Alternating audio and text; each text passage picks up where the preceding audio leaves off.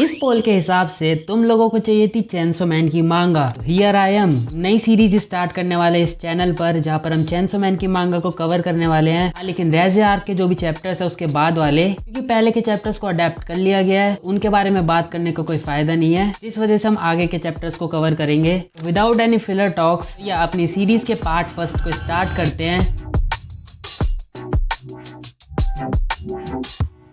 जहाँ पर हम देखते हैं कि डेंजी वही वियर्ड ड्रीम देख रहा होता है जो कि वो रेज़े आर्क मूवी में भी देख रहा था। और जब वो ड्रीम से उठता है तो हम देखते हैं कि डेंजी, पावर और आकी ब्रेकफास्ट कर रहे होते हैं। और हम देखते हैं कि डेंजी जब कॉफी पीता है तो उसे रेज़े की याद आती है और वो सोचता है कि अब रेज़े की वजह से वो शायद जॉय या सैडनेस कभी फील कर ही नहीं सकता अपनी लाइफ में। ये तो बहुत ज्यादा सैड हो रहा है। लेकिन जब माकिमा उसको ट्रिप का ऑफर देती है तो भाई की शक्ल देखो जरा, ये बंदा भी थोड़ी देर पहले उधर सदमे में था, but now just look at him. इधर हम देखते हैं कि डेंजी बहुत ही ज्यादा खुश है। लेकिन उसी वक्त कुछ लोग इधर रूम में आते हैं और इधर माकिमा बोलती है वी हैव अ प्रॉब्लम। और हमें देखने को मिलता है टेलीविजन न्यूज पर, इधर हमें चेनसो मैन की न्यूज दिखाई जा रही होती है और ये पूछा जा रहा है कि क्या वो हमारा एनिमी है या वो हमारा अलाय है। और उधर हम देखते हैं कि माकिमा बताती है कि हम इन चीजों को रोक तो सकते थे, लेकिन वो इस बार ऐसा नहीं कर सके क्योंकि इस बार डैमेज बहुत ही ज्यादा था। इधर डेंजी और रेज़े के बीच में जो फाइट हुई थी उसकी वजह से जो भी डैमेज हुआ है वो इधर उसके बारे में बात कर रही है। लेकिन इधर पावर और डेंजी को कोई भी फर्क नहीं पड़ रहा, बल्कि डेंजी तो बोल रहा है टीवी पे आना तो अच्छी बात है ना। और इधर लोगों के रिएक्शंस देखो उस बात पर। इधर हम देखते हैं कि माकिमा बताती है कि रेज़े ने अपना टास्क फुलफिल कर लिया है, क्योंकि अब इस पूरी न्यूज की वजह से सभी को दुनिया में पता लग जाएगा कि डेंजी जापान में है। लेकिन आकी माकिमा से पूछता है कि रेज़े तो एक सोवियत असैसिन है ना, तो वो तो नहीं चाहेंगे कि उनका कंपटीशन बढ़े। लेकिन माकिमा उस पर बोलती है कि उनको फर्क ही नहीं पड़ता कि वो किसके पास जाए, बस वो मेरे पास नहीं होना चाहिए। लेकिन फिर हम देखते हैं कि माकिमा डेंजी से बोलती है कि ट्रिप हो चुकी है पोस्टपोन। हम देखते हैं कि माकिमा डेंजी को बताती है कि अब सभी Assassin's from all over the world तुम्हारे पीछे आने वाले हैं, जिस वजह से थोड़े दिन के लिए तुम्हें अपनी फ्रीडम को छोड़ना पड़ेगा। फिर उसके बाद वो आकी को बताती है कि डिस्ट्रैक्शंस आते ही जा रहे हैं और उन्हें अगले साल गन डेविल से भी लड़ना है। इधर आने वाली एक इंपॉर्टेंट डिस्कशन आकी और एंजल डेविल के बीच में, जहाँ पर एंजल डेविल आकी को डेथ और रिबॉर्न के कॉन्सेप्ट को बता रहा होता है, जहाँ पर वो बोलता है कि जब डेविल मरता है तो वो रिवाइव होते हैं हेल के अंदर, और जब वो हेल के अंदर मरते हैं तो वो इधर अर्थ पे रिवाइव होते हैं with no memories of hell. फिर उसके बाद एंजल डेविल आकी को बोलता है अब जो मैं तुम्हें बताने वाला हूँ ना वो तुम किसी को भी मत बताना। वो बताता है कि उसने बाकी स्पेशल डिवीजन डेविल से भी हेल के बारे में पूछने की कोशिश करी है, लेकिन किसी को भी हेल के बारे में कुछ भी याद नहीं है। लेकिन उनको एक लास्ट साउंड याद है जो कि उन्होंने मरने से पहले सुनी थी। एंड स्ट्रेंज थिंग तो ये है कि उन सभी ने सेम साउंड सुनी थी। और आकी पूछता है वो किस तरीके की साउंड थी, तो वो बताता है कि लास्ट बैटल के अंदर जब मैंने डेंजी के चेनसो इंजन को स्टार्ट करा था, जैसी साउंड उसमें से निकली थी वो सेम ही साउंड थी। और इस कन्वर्सेशन के बाद इधर सीन कट होता है सीधा अमेरिका में, जहाँ पर 3 लोग अपने part time devil Hunter job के बारे में बात कर रहे होते हैं। और वो जॉब और कोई नहीं हमारे डेंजी को मारने की है फॉर $2 मिलियन। लेकिन उनमें से एक बंदा बोलता है कि ये जॉब बहुत ज्यादा डेंजरस है, हमें ये नहीं करनी चाहिए। लेकिन उनमें से एक बंदा बोलता है क्या तुम इमेजिन कर सकते हो मुझे मरते हुए या अपने आप को मरते हुए। वो बताते हैं कि गन डेविल ने उनके घर को पूरा तबाह कर दिया था, लेकिन वो तब भी नहीं मरे थे। और वो बोलते हैं वी आर इमॉर्टल्स। और फिर हम देखते हैं कि अगले चैप्टर में हमें एक वुमेन और एक लड़का दिखाए जाते हैं जो कि फॉक्स हंटिंग कर रहे होते हैं। तो वुमेन उसका नाम बताती है और उसका नाम होता है टोल्का। वो उसे पूछती है कि तुम्हें लगा कि तुमने अभी अभी फॉक्स की लाइफ ली, और वो बंदा बोलता है नहीं, मुझे बस अपनी बो स्ट्रिंग की वाइब्रेशन ही फील हुई। लेकिन वो फिर से यही सवाल पूछती है और इस बार भी वो मना ही करता है। तो उसके बाद वो उसको नई जॉब के बारे में बताती है। वो बोलती है जैसा भी हमने इस फॉक्स के साथ करा है हमें इस बॉय के साथ भी यही करना है। और ये बंदा उस चीज के लिए मान भी जाता है और ये बताता है कि जब ये जॉब हमारी कंप्लीट हो जाएगी तो तुम अपनी ये डेविल हंटिंग की जॉब छोड़ सकती हो, क्योंकि अभी हमें पता चलता है कि इस वुमेन का लाइफ स्पैन बहुत ही ज्यादा कम बचा है। लेकिन हम देखते हैं कि सीन इधर चाइना में शिफ्ट होता है और आगे आने वाले पैनल्स मैं तुम्हें बिल्कुल भी नहीं दिखा सकता हूँ, मुझे अपने चैनल की ऐसी तैसी नहीं करानी है। हम देखते हैं कि एक बंदा इनके पास आता है और उन्हें एक नई जॉब के बारे में बताता है। और इधर अगेन वो जॉब सेम है, डेंजी को मारना। और वो बोलता है कि अब तक ये तुम्हारी सबसे ज्यादा डेंजरस जॉब होने वाली है, जिस वजह से जो भी तुम चाहोगी एज अ रिवॉर्ड वो तुम्हें मिलेगा। वो अपने आसपास की लड़कियों से पूछती है कि बताओ गर्ल्स तुम्हें क्या चाहिए। एक बोलती है डोनट, एक बोलती है ब्लड, एक बोलती है हैलोवीन और एक कुछ बोलती ही नहीं है।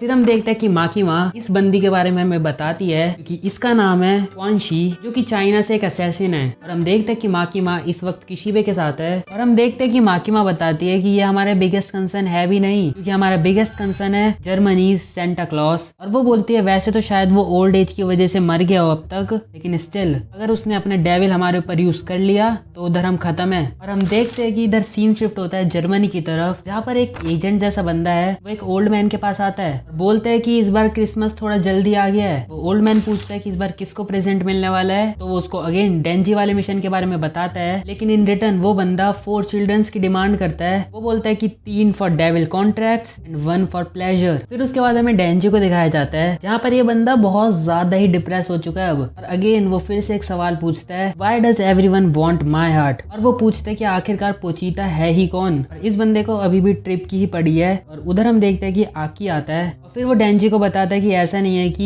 ये असैसिन हमेशा ही तुम्हारी लाइफ के पीछे पड़े रहेंगे। अगर हमने इस बार इनके साथ डील कर ली तो बहुत वक्त तक रोका जा सकता है। फिर उसके बाद वो डेंजी को बताता है कि माकीमा ने इस ट्रिप को कैंसिल तो करा ही नहीं है बल्कि इसको पोस्टपोन करा है। और हम देखते हैं कि ये सुनने के बाद डेंजी अपने अंदर एनर्जी लाने की कोशिश करता है। लेकिन फिर उसके बाद हम देखते हैं कि नेक्स्ट चैप्टर के अंदर डेंजी और पावर लेक साइड खड़े होते हैं। लेकिन हम देखते हैं कि डेंजी का राइस बॉल नीचे गिर जाता है, उसको उठाकर खाने की कोशिश कर रहा होता है, लेकिन एक बंदा उसको उधर ही रोक देता है। वो उसको मना करता है कि इसके अंदर बैक्टीरिया लग चुके हैं, तुम्हारे लिए अच्छा नहीं है। लेकिन डेंजी बिंग डेंजी वो कहता है मैंने इसके पैसे भरे, मैं तो खाऊंगा मेरा राइस बॉल। इधर हम देखते हैं कि आकी और एंजल डेविल भी आ जाते हैं। वो यही बोल रहे होते हैं कि तुम्हें इनकी बात माननी चाहिए। हमें फिर 2 लोग और दिखाए जाते हैं क्योंकि ये सेम चीज कह रहे थे, बट डेंजी बिंग डेंजी वो अपना करेक्टर नहीं छोड़ने वाला, वो राइस बॉल खा लेता है। फिर हमें एक बैक स्टोरी दिखाई जाती है जहाँ पर ये तीनों अपने आप को इंट्रोड्यूस कर रहे हैं। इस बंदे का नाम है कुसागाबे, इस बंदे का नाम है तमाकी और इस बंदे का नाम है योशिदा। देखते हैं कि माकीमा डेंजी को बताती है कि ये पर्सनल सिक्योरिटी है। ये 3 आकी और एंजल इन्हीं के साथ 3 और एजेंट्स फ्रॉम क्योतो हमारी सिक्योरिटी के लिए आने वाले हैं। फिर उसके बाद हम देखते हैं कि कुसाकाबे और डेंजी के बीच में बहस होती है। डेंजी इधर भी अपना कैरेक्टर नहीं छोड़ रहा है, लेकिन स्टिल कुसाकाबे इधर अपनी अथॉरिटी जमाना चाहता है। लेकिन फिर इधर सीन शिफ्ट होता है हमें और वो 3 क्योतो एजेंट्स दिखाए जाते हैं। इनका नाम मैं तुम्हें अभी बता देता हूँ। एक का नाम है मिचिको, एक का नाम है युतारो और एक का नाम है सुबारू। लेकिन हम देखते हैं कि मिचिको और युतारो इस बारे में डिस्कस कर रहे होते हैं कि हम डेंजी को एक जगह छुपा के नहीं रख सकते हैं। लेकिन फिर हम देखते हैं कि सुबारू इस चीज का आंसर करता है डेविल्स उसको इजीली स्मेल कर सकते हैं, जिस वजह से एक जगह उसको छुपाया नहीं जा सकता है। और ये सुनने के बाद हम देखते हैं कि वो टोक्यो की तरफ निकल जाते हैं। लेकिन हम देखते हैं कि सुबारू मिचिको से माकीमा के बारे में पूछता है। उधर शायद उसको कुछ बताने वाली होती है, लेकिन उसी वक्त उनकी रोड पे कुछ आ जाता है जिस वजह से उनका एक्सीडेंट हो जाता है ट्री के साथ। वो जो 3 इमॉर्टल ब्रदर्स थे ना वो उन पर अटैक कर देते हैं। और इधर हम देखते हैं कि वो जोक्स मार रहे होते हैं, हंस रहे होते हैं। उनमें से एक बंदा युतारो जैसा दिखने लग जाता है, लेकिन स्टिल अभी भी हमें इनके डेविल के बारे में नहीं बताया गया है, उसके बारे में हमें आगे पता चलेगा। लेकिन इसके बाद अगले चैप्टर में हमें दिखाया जा रहा होता है सभी डेंजी एंड पावर एक रेस्टोरेंट के अंदर होते हैं, जहाँ पर पावर बोलती है डेंजी से उसके सारे वेजिटेबल्स खाने के लिए। डेंजी जब ये खाने के लिए आगे बढ़ता है कुसाकाबे पावर के ऊपर भी अथॉरिटी जमाने की कोशिश करता है, लेकिन पावर बिंग पावर उसको कोई फर्क नहीं पड़ता है। लेकिन हम देखते हैं कि डेंजी फिर भी उसके मुंह में वेजिटेबल ठूस ही देता है। लेकिन हम देखते हैं कि जो वुमेन हमें फॉरेस्ट में दिखाई गई थी वो इधर रेस्टोरेंट में है। देखते कि पावर फ्रस्ट्रेशन में रेस्टोरेंट से भागती है, सभी लोग उसके पीछे भागते हैं। जब वो वुमेन टेबल पे बैठती है ओल्का के साथ तो वो रिवील करती है उसने कर्स डेविल को यूज करा है कि अगर किसी को भी 4 टाइम स्टैप करा जाएगा तो उसको मारा जा सकता है, लेकिन तुम्हें एक प्राइस पे करना पड़ेगा उसके लिए। वो ये भी बताती है कि उसने डेंजी को ऑलरेडी 3 टाइम स्टैप कर दिया है और वो तोल्का को बोलते हैं कि फाइनल स्टैप तुम्हें करना होगा। लेकिन दूसरी तरफ हमें वायलेंस फील्ड दिखाया जाता है जो कि इरिटेटिंग कोबेनी के साथ होता है। ये दोनों नॉर्मल सी बात कर रहे होते हैं और हम देखते हैं कि कोबेनी उसको बोलती है तुम्हारा नाम वायलेंस फील्ड तो है लेकिन तुम इतने ज्यादा वायलेंट नहीं हो। वो फील्ड उसको बताता है कि मेरे में अभी भी ब्रेन बहुत ज्यादा बचा है, जो कि बहुत ज्यादा रेयर है एक फील्ड के लिए। उसको आज तक याद है जब वो स्कूल जाया करता था, जब वो ह्यूमन था। उसको आज भी अपनी फेवरेट प्लेस याद है, ऐसी बहुत सारी चीजें, लेकिन उसको ये नहीं पता कि वो मरा कैसे था। उसे बस ये याद है कि माकीमा ने उसे बचाया था। लेकिन तभी हम देखते हैं कि उधर एक बंदा आता है जो कि कुरे से होता है। लेकिन इधर मैं तुम्हें याद दिला दूं कि उन 3 मॉडल ब्रदर्स में से एक है। वो उनसे बोलता है क्या तुम पब्लिक सेफ्टी डेविल हंटर्स हो। वो बताता है कि इसके दोस्तों को उधर मार दिया गया है, तुम्हें ये चीज हेडक्वार्टर्स को बतानी होगी। लेकिन फील्ड उससे पूछता है तुम हो कौन। लेकिन ये बंदा बोलता है कि इधर मेरे लोगों को मार दिया गया है, जल्द से जल्द ये बात हेडक्वार्टर्स को बतानी होगी। लेकिन दूसरी तरफ इधर पावर और डेंजी फिर से ऐसे बैठे हैं। इधर हम देखते हैं कि डेंजी पावर को बताता है कि अब मुझे पता लग चुका है ये लोग मुझे प्रोटेक्ट नहीं कर रहे हैं बल्कि ये मुझे एज अ बेट यूज कर रहे हैं। और हम देखते हैं कि आकी इस चीज को कंफर्म भी करता है। आकी बताता है कि तुम दोनों को मारना बहुत ज्यादा मुश्किल है, लेकिन इतना बुरा मत मानो, ये हम इसीलिए कर रहे हैं ताकि हम ट्रिप पे जा सके। और ये सुनने के बाद डेंजी को कोई प्रॉब्लम नहीं है। फिर हम देखते हैं कि अगले चैप्टर में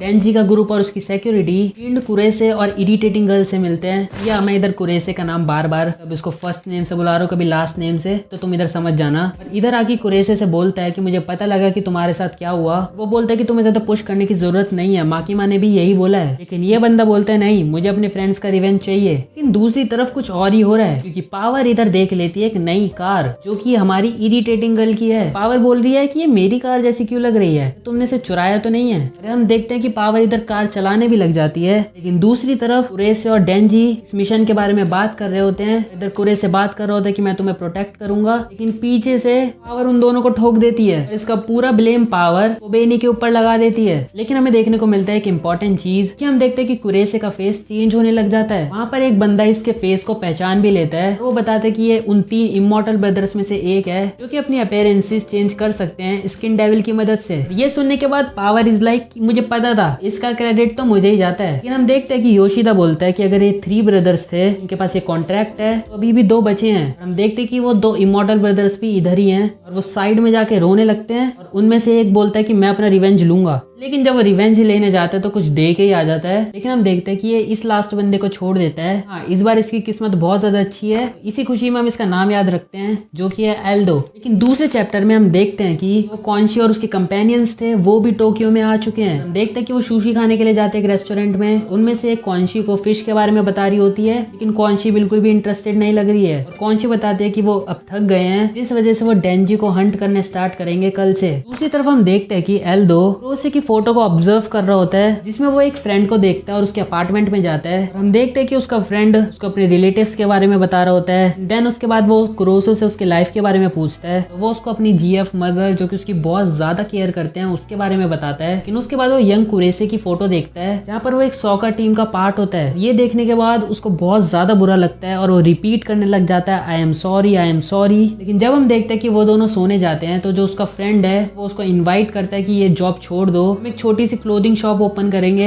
और आराम से रहेंगे। वो फ्रेंड कुरोसे के ब्रदर के बारे में बताता है, कुरोसे की अगर वो करंट सिचुएशन देखता तो उसे कैसा लगता। और ये सुनने के बाद हम देखते हैं कि वो अपने रियल ब्रदर्स को याद करने लग जाता है और वो बोलता है कि pro always gets the job done. फिर उसके बाद हम देखते हैं कि अगले दिन जापान की क्राउडेड स्ट्रीट पर एक ओल्ड जर्मन मैन है जो कि उसके आसपास के जो लोग हैं उनके कंधों पे हाथ रख रहा है। और हम देखते हैं कि वो लोग डॉल में कन्वर्ट हो जाते हैं। और ये सेंटा क्लॉज बोलता है good little boys and girls, सभी प्रेजेंट अकेले तो डिलीवर नहीं कर सकता हूँ। इसी के साथ चैप्टर 58 भी खत्म हो जाता है। इस वीडियो में हमने चैप्टर 53 से चैप्टर 58 तक कवर कर लिए हैं। बस मैं तुम्हें इतना बता दूं, आगे आने वाले चैप्टर्स और भी ज्यादा इंटरेस्टिंग होने वाले हैं, तुम्हें बहुत ज्यादा मजा आएगा। एंड या बहुत वक्त के बाद एक मांगा एक्सप्लेनेशन पे काम करा है। आई होप तुम्हें पसंद आया हो। तो या आज की वीडियो में बस इतना ही। मैं मिलता हूं तुम्हें अगली वीडियो में, तब तक के लिए।